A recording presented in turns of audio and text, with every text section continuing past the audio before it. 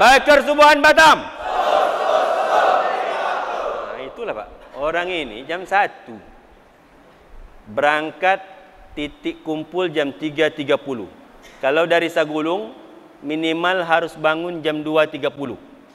Mandi, persiapan, jam 3 start berangkat dari rumah, sampai di sini pas jam 3.30. Karena tak ada hambatan, subuh masih sepi.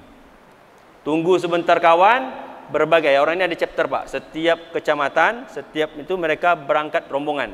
Karena kalau berangkat sendiri bahaya juga. Subuh-subuh ni ada begal, ada apa.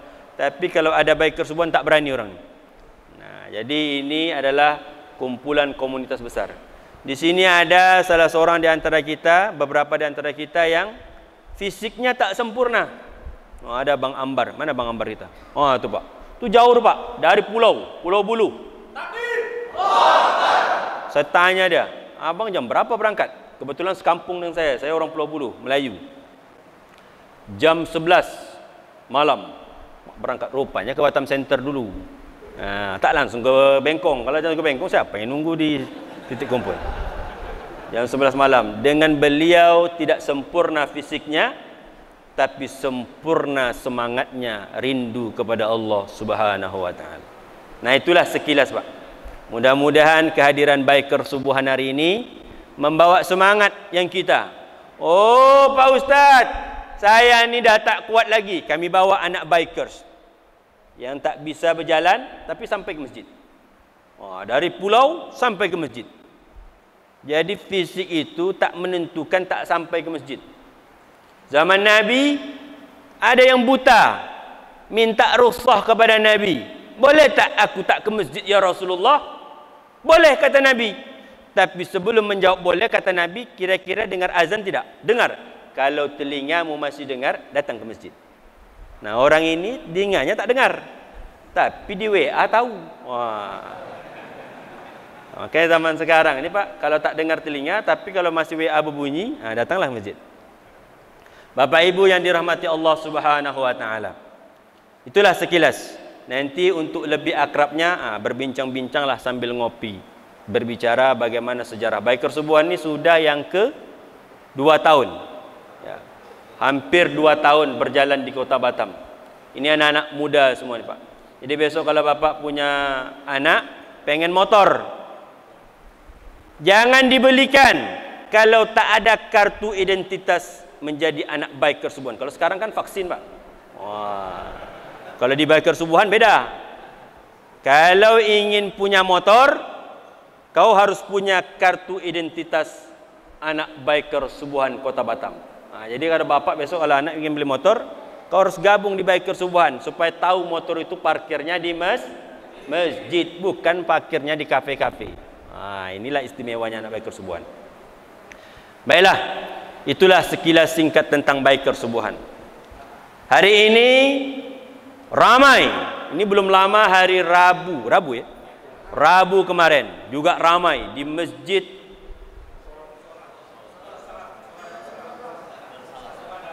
Musalla Darussalam. Belum lagi berapa hari jumpa hari Ahad. Jadi mereka ini memang aktif Pak. Mudah-mudahan kita doakanlah mereka ini istiqomah dan selalu diselamatkan oleh Allah Subhanahu wa taala dan dijauhkan daripada wabah penyakit yang hari ini melanda. Hadirin jamaah subuh yang dimuliakan oleh Allah Subhanahu wa taala. Hari ini saya nak berbicara yang indah-indah saja. Tentang apa? Tentang cinta. Masya-Allah.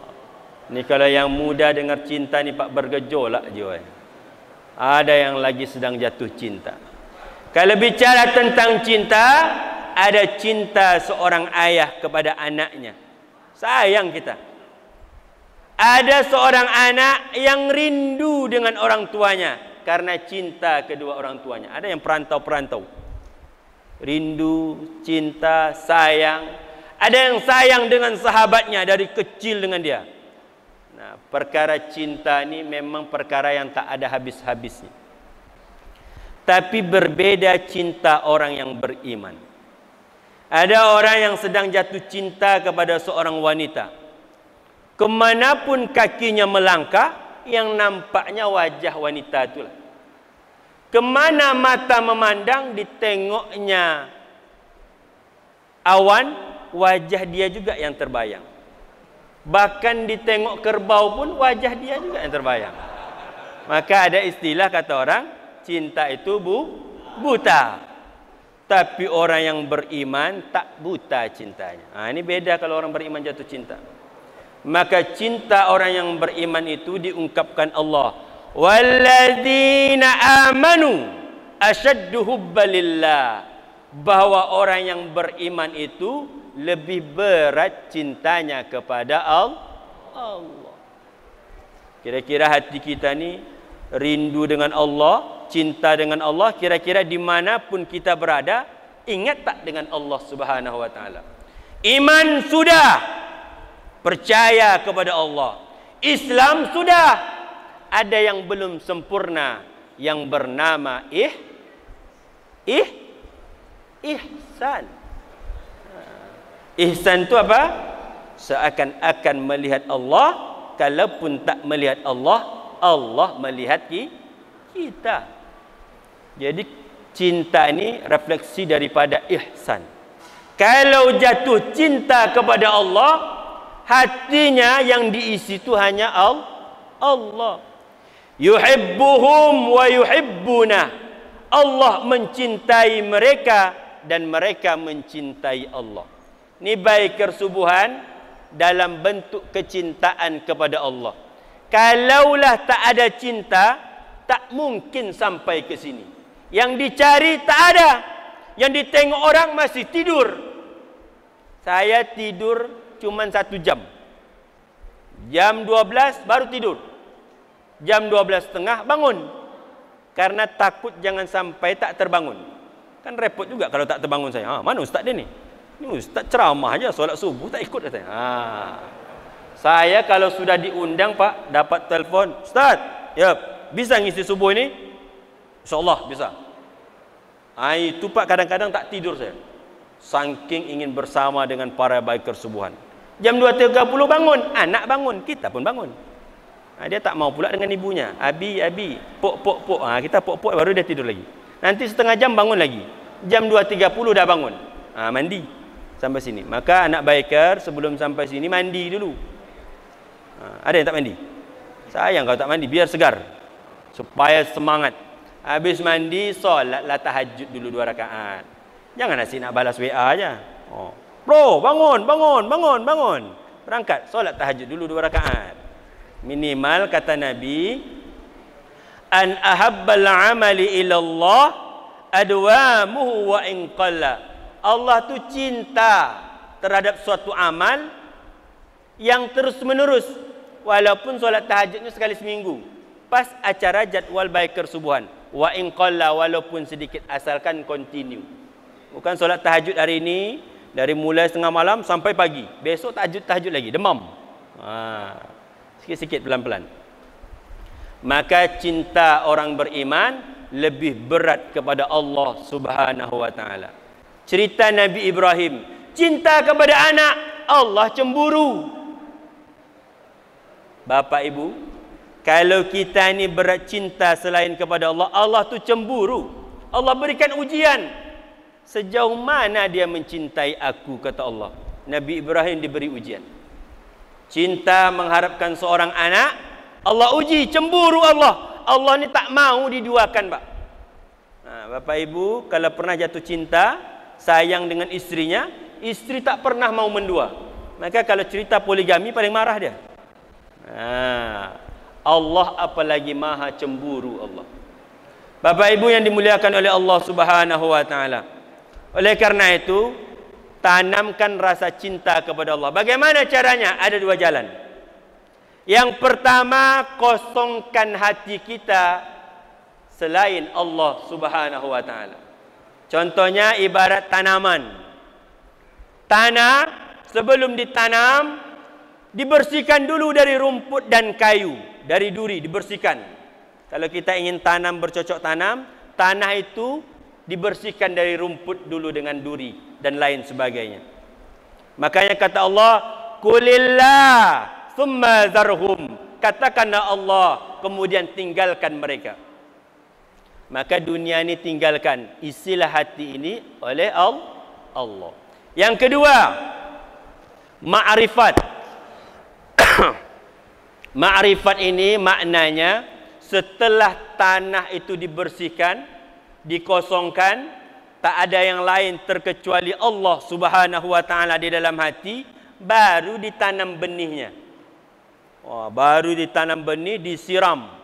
Maka Allah gambarkan kalau hatinya sudah dibersihkan, setelah dikosongkan hatinya, diisi dengan Allah Subhanahu wa taala, aslabiha sabitun, akarnya menguat, akarnya kuat. Wa far'un fis sama, cabangnya menjulang ke langit. Jadi hati orang beriman, kalau Allah yang dia isi sudah dibersihkan daripada tergantung makhluk yang lain, maka hatinya diibaratkan oleh Allah Subhanahu wa taala, akarnya kuat, wa far'un fis sama, cabangnya menjulang ke langit. Maka cerita ini tentang cinta kepada Allah ketika Nabi Ibrahim alaihissalam dijemput oleh malaikat maut. Kalau kira-kira yang datang malaikat maut, takut kita atau ketawa kita? Malaikat maut datang. Sekarang ni orang takut semua mati. Virus saja datang dah takut dah. Asal ada batuk kawan, alamak, ni bahaya ni. Mati kita. Asal nampak kawan tu bersin, kebetulan kawan tu memang alergi. Anak biker ada mungkin yang alergi. Asal subuh bersin dia. Kawan yang tak kenal, ini bahaya ni kawan ni. Dah takut. Mikirnya mati je kita. Apalagi didatang oleh malaikat maut. Nabi Ibrahim didatang oleh malaikat maut. Apa kata Nabi Ibrahim? Wahai malaikat maut, pernahkah engkau melihat kekasih mematikan kekasihnya? Nabi Ibrahim ini kan terkenal dengan Khalilullah, kekasih Allah. Jadi Nabi Ibrahim ini, kenapa kalau aku ini kekasih Allah dan Allah itu kekasihku, pernahkah engkau melihat kekasih mematikan kekasih? Betul. Kita kalau sayang sama anak, kita bunuh anak tu. Kalau kita sayang sama kawan, kita pukul kawan tu. Tidak. Maka Allah wahyukan kepada Nabi Ibrahim, "Hei Ibrahim, apakah tidak senang kekasih bertemu dengan kekasihnya?" Orang beriman kalau mati itu hal biasa saja. Saya pernah diancam orang mati. Mau dibunuh saya. Ku bunuh kau katanya. Jangankan kau malaikat maut aja belum sampai lagi. Dia pula nak jadi malaikat maut. Mati bagi orang beriman bukanlah kesedihan, asalkan dia mempersiapkan amal soleh. Apakah tidak senang kekasih bertemu dengan kekasihnya? Maka kematian itu adalah langkah awal bertemu dengan Allah Subhanahu wa taala. Tapi tetap jaga protokol kesehatan. Jangan mentang-mentang habis kaji ini mati, tetap mati kita ni. Takdir Allah taala. Ada pada masa itu Nabi menyampaikan dengan Sayyidina Ali. Sayyidina Ali ada duduk bersama dengan sahabat. Kata Nabi, takdir manusia bahagia, celaka sudah ditentukan oleh Allah Subhanahu wa taala. Makanya ada namanya percaya qada dan qadar. Kata Sayyidina Ali, "Ya Rasulullah, kalau begitu kami diam saja ya Rasulullah. Karena takdir sudah ditentukan oleh Allah Subhanahu wa taala." Hari ini ada juga orang virus. Kita ni virus, tak ada virus mati. Kalau begitu tak usah lagi. Kata Nabi, pertanda orang itu mendapatkan bahagia, akhir kehidupannya baik, dia pasti melakukan hal-hal yang baik. Kalau orang itu takdirnya celaka, maka dia akan diikuti dengan perbuatan-perbuatan yang tak baik. Jadi menengok takdir orang ini baik apa tidak, tengok amal dan tingkah lakunya semasa dunia. Jadi pernah ditanya, maka zaman hari ini orang beriman tu tak boleh terlalu berani. Kalau tak begini mati juga, tak ada corona mati juga. Kalau begitu kata Ustaz Das Al-Latif, jangan makan. Kita makan tak makan mati juga. Jangan makan. Kira-kira mati tak kalau tak makan? Mati, tapi ikhtiar harus ada. Maka kalau cinta kepada Allah, Allah tu tak suka dengan hamba yang sombong. Hadirin jemaah subuh yang dimuliakan oleh Allah Subhanahu wa taala. Maka ada beberapa contoh tentang orang yang kehidupannya cinta kepada Allah Subhanahu wa taala. Orang kalau cinta kepada Allah, seluruh anggota tubuhnya dia jaga. Karena apa? Merasa Allah melihatnya. Siapa yang tak kenal dengan Imam Asy-Syafi'i? Seorang imam mazhab, terkenal dengan ilmunya, terkenal dengan zuhudnya, terkenal dengan tawaduknya. Satu ketika, kebiasaan Imam Asy-Syafi'i, kalau malamnya itu dibagi 3. Sepertiganya untuk solat, sepertiganya untuk ilmu, sepertiganya untuk tidur. Jadi Imam Syafi'i kalau kebiasaan malamnya, dia bagi 3 malamnya. Sepertiganya untuk ilmu, belajar. Sepertiganya untuk salat, sepertiganya untuk tidur. Jadi kita ni jangan sampai malam tak tidur. Imam Syafi'i saja tidur. Ni bakar subuhan jangan sampai tak tidur. Oh, semangat. Tidur, pasang alarm. Kalau tak bisa alarm, buat 3 alarm. Beli jam bakar tu. Pasangkan alarm. Imam Syafi'i kebiasaannya begitu. Satu ketika Imam Syafi'i mengatakan, aku selama 16 tahun tak pernah merasa kenyang. Kita kalau makan, kenyang tak? Kalau belum kenyang, tak berhenti makan. Apalagi kalau nengok ayam, ikan, tambuh cik. Kalau rumah makan Padang tu kalau ngindangkan nasi, dah ada 2 mangkuk. 2 tumpukan. Nampak makan sedap rendang, nampak makan asam padeh, dah tambuh cik. Belum lagi, dah tambuh cik. Pokoknya sampai kenyang. Kata orang-orang sampai berbunyi. Baru berhenti. Imam Asy-Syafi'i selama 16 tahun tak pernah merasa kenyang. Berarti makan Imam Asy-Syafi'i ini tak pernah kenyang dia. Iya. Karena kata Imam Asy-Syafi'i, kalau perut kenyang, itu membuat badan menjadi berat. Jadi kalau ada orang makan kenyang, pasti berat terasa badan. Walaupun kurus dia. Berat cuma 40 kilo. Makan banyak, nambuh 3 kali. Habis makan tu pastilah berat badan tu. Bro, yuk bakar subuhan. Aduh bro, dah tak tahan lagi perut aku. Indomie dah 2 bungkus tadi malam ni. Kalau dah makan kenyang, badan terasa berat. Kalau badan sudah terasa berat, kata Imam Syafi'i, hati menjadi keras. Itulah rupanya Pak Ustaz. Selama ini saya solat Pak Ustaz, puasa Pak Ustaz, tapi hati saya ini keras betul ni. Pantang kalau kawan ni menyinggung sedikit masalah saya, hati saya pun langsung marah aja ni. Tak ada lembut-lembutnya. Ternyata ada satu faktor membuat hati kita keras. Kenapa? Karena makan sering terlalu kenyang. Imam Syafi'i kalau makan terlalu kenyang, hati ini menjadi keras. Jadi bukan maksiat saja, makan kalau terlalu kenyang, hati menjadi keras. Selanjutnya kata Imam Syafi'i, kalau perut terlalu kenyang, kecerdasan berkurang. Pak Ustaz, dulu waktu masih ngekos dengan saya, memang cerdas anak ini. Tapi semenjak dia bekerja gaji 10 juta, aku tengok cerdasnya dah berkurang. Makannya dah enak, perut dah kenyang, cerdasnya berkurang. Jadi faktor kecerdasan berkurang ternyata berpengaruh pada perut. Jadi kalau ada kecerdasan kita berkurang, tengok makan kita. Menambuhnya berapa kali? Ini nanti ada sarapan. Ada sarapan? Kita tengok yang nambuh banyak. Wah, Ustaz hari ini kemarin Ustaz suruh makan banyak-banyak. Hari ini ceramah makannya sedikit-sedikit. Tapi janganlah sampai terlalu kenyang. Kalau perut terlalu kenyang, kata Imam Asy-Syafi'i, ibadah menjadi jauh daripada Allah ni karena godaan syaitan.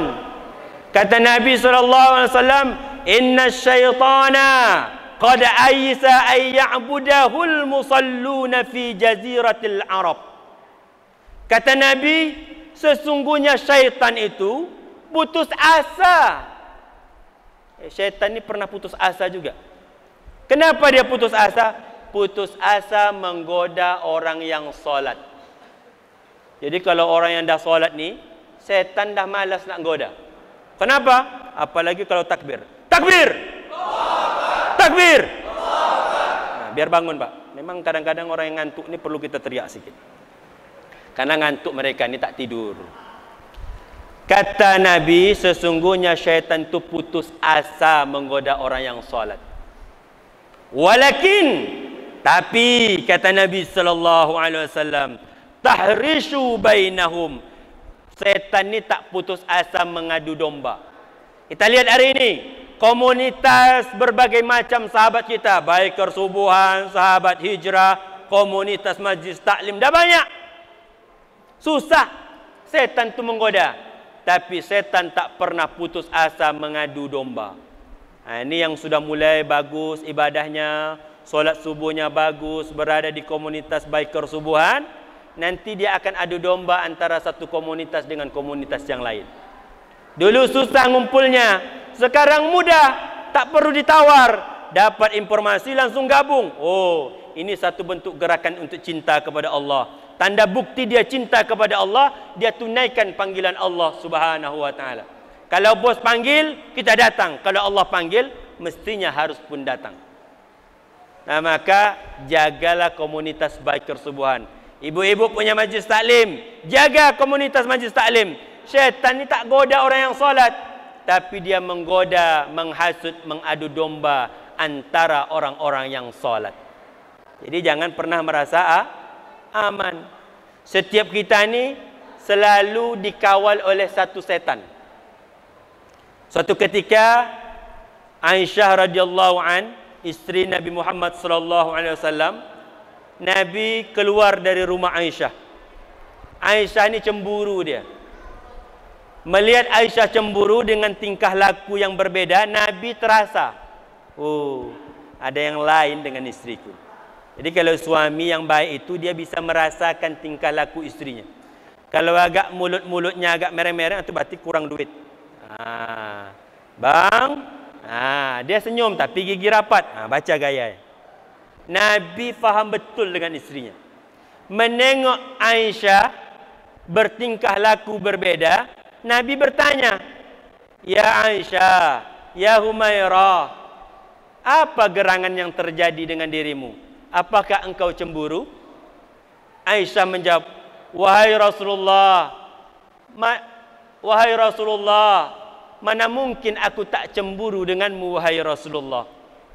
Kata Nabi SAW, hai Aisyah, apakah setanmu yang menggodamu?